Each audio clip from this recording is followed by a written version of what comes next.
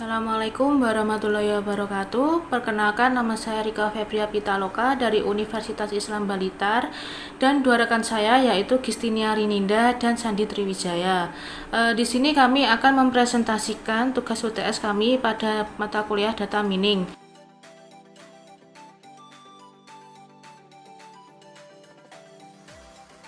Yang pertama yaitu apa perbedaan data, informasi, dan pengetahuan. Data merupakan fakta-fakta, perkiraan, atau pendapat yang belum memiliki arti yang dapat dimanfaatkan. Untuk dapat memberikan arti, data harus diolah atau diproses untuk menghasilkan suatu informasi. Contohnya dari data yaitu 1738 merupakan data. Sedangkan informasi merupakan data yang telah diolah menjadi sebuah bentuk yang berarti bagi penerima dan bermanfaat dalam pengambilan keputusan baik untuk yang saat ini maupun yang akan datang. Contohnya yaitu 1738 adalah list angka yang merupakan nomor absen siswa. Sani Bobinari Salvia adalah list nama orang. 70, 78, 90, 100 adalah list angka yang merupakan nilai rapor siswa. Dan yang terakhir yaitu pengetahuan. Pengetahuan merupakan kumpulan dari data dan informasi yang bertemu dengan kompetensi dan pengalaman seseorang untuk menindaklanjuti data dan informasi yang ada sehingga dapat dikembangkan untuk pengambilan suatu keputusan. Tidak seperti informasi yang hanya bersifat memberitahu, pengetahuan harus mampu digunakan untuk proses pengambilan keputusan. Contohnya yaitu nomor absen 1 bernama Sani dengan nilai rapor 70. Nomor absen 3 bernama Nari. Bobby tidak mendapatkan nilai rapor 100 dan nilai rapor Nari lebih kecil dari Salvia. Berikut ini tadi adalah perbedaan dari data, informasi, dan pengetahuan beserta contohnya. Selanjutnya akan dijelaskan oleh rekan saya yaitu Gistinia Rininda.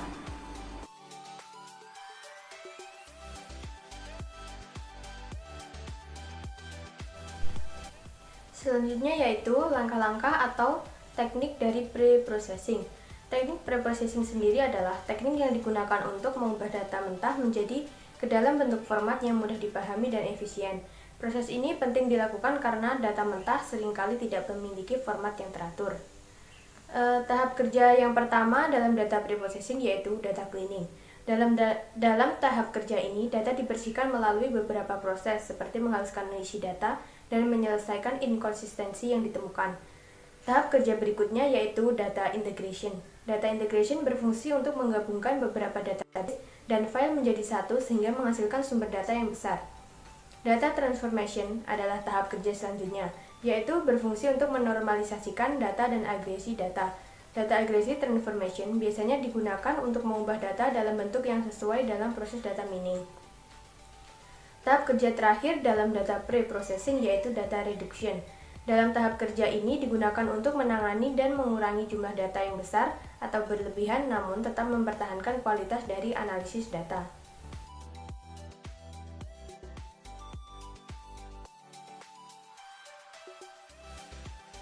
Soal berikutnya yaitu bagaimana cara menghitung quotient similarity pada Microsoft Excel. Di sini sudah terdapat tabel term frequency dari beberapa dokumen. Pertanyaannya yaitu, dokumen mana yang paling mirip dengan dokumen 2? Langkah pertama yaitu kita menghitung kemiripan antara dokumen 2 dengan dokumen 1. Di sini sudah terdapat nilai dari beberapa dokumen. Langkah selanjutnya yaitu kita akan menghitung hasil perkalian antara dokumen 2 dengan dokumen 1.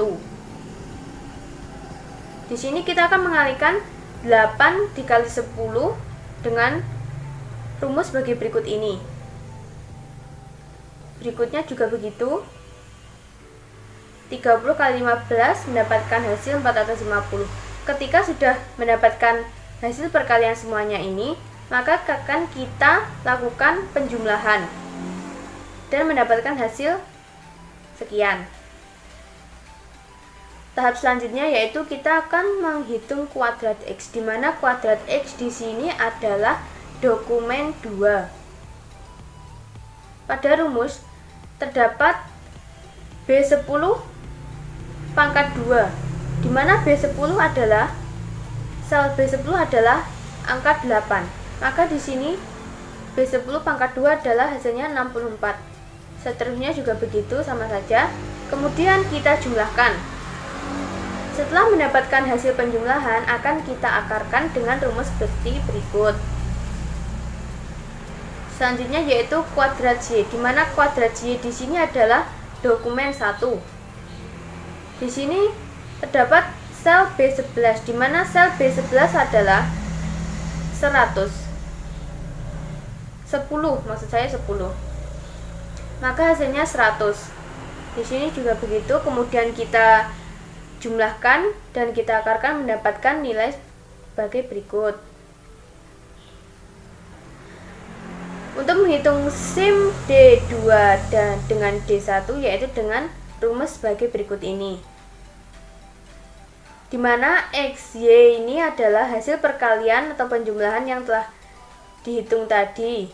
Kemudian XY-nya kita masukkan data yang ini, akan mendapatkan dengan rumus sebagai berikut ini dan mendapatkan nilai ini. Tahap selanjutnya yaitu menghitung kemiripan antara dokumen 2 dengan dokumen 3.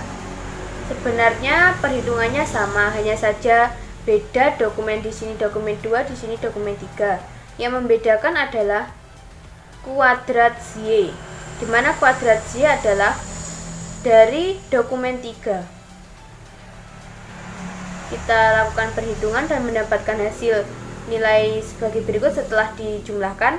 Kemudian kita akarkan mendapatkan nilai 41,35215. Kemudian kita hitung dengan rumus sebagai berikut dan mendapatkan hasil sebagai berikut ini. Hasil akhirnya yaitu perhitungan antara dokumen 2 dengan dokumen 1 adalah 0,94 dan dokumen 2 dengan dokumen 3 0,95.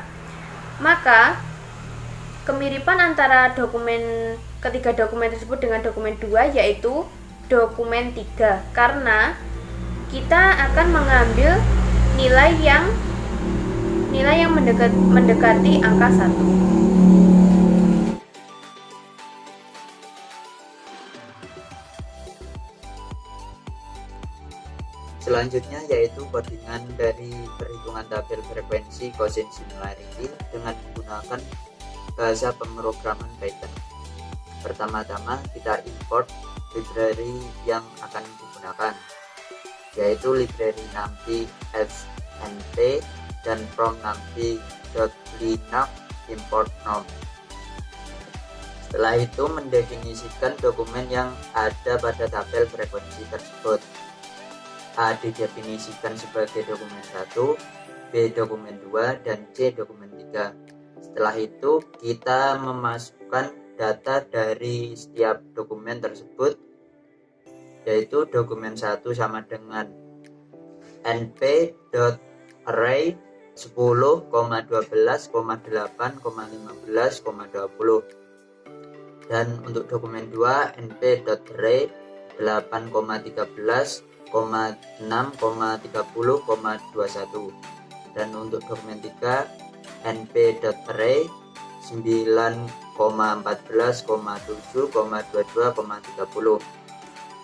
Agar data array dapat digunakan, maka di sini menggunakan fungsi np.array yang diambil dari library numpy. Lalu jika kita ingin menampilkan data-data tersebut, kita tuliskan print buka kurung petik 2 a.2/n petik 2, a tutup kurung, dan seterusnya. Setelah itu menghitung penjumlahan dari perkalian dokumen 1 dan 2 serta dokumen 2 dan 3 dengan cara sum sama dengan np.sum b kali a untuk dokumen 1 dan 2, dan sum 1 sama dengan np.sum b kali c untuk dokumen 3 dan 2. Lalu kita menormalisasikan data-data dari dokumen-dokumen tersebut menggunakan rumusan norm A sama dengan norm buka kurung A tutup kurung untuk dokumen A. Untuk dokumen B atau dokumen 2 yaitu norm buka kurung B tutup kurung dan seterusnya. Setelah itu kita cari hasil dari dokumen 1 dan 2 dan 3 dengan rumus kosin sama dengan np.sum buka kurung B kali A tutup kurung bagi atau slash buka kurung norm buka kurung B tutup kurung kali norm buka kurung A tutup kurung. Dan untuk menghitung dokumen 2 dan dokumen 3 sama seperti yang di atas. Setelah itu print kosin similarity doc 2 dan doc 1 titik 2 slash n kosin. Itu digunakan untuk menampilkan hasil dari perhitungan. Setelah itu kita run. Maka hasil dari perhitungannya seperti berikut. Untuk dokumen 1, dokumen 2 dan dokumen 3 data yang ditampilkan seperti berikut. Dan untuk hasil penjumlahan perkalian dari dokumen 1 dan dokumen 2 yaitu 1154 dan perkalian dokumen 2 dan dokumen 3 yaitu 1586. Untuk normalisasi dokumen 1 30,545 sekian dan untuk normalisasi dokumen 2 40,124 sekian. Untuk normalisasi dokumen 3 41,352 sekian. Untuk hasil dari semuanya yaitu kosin similarity dari doc 2 dan doc 1 yaitu 0,9415 sekian. Similarity dokumen 2 dan dokumen 3 yaitu 0,955 sekian.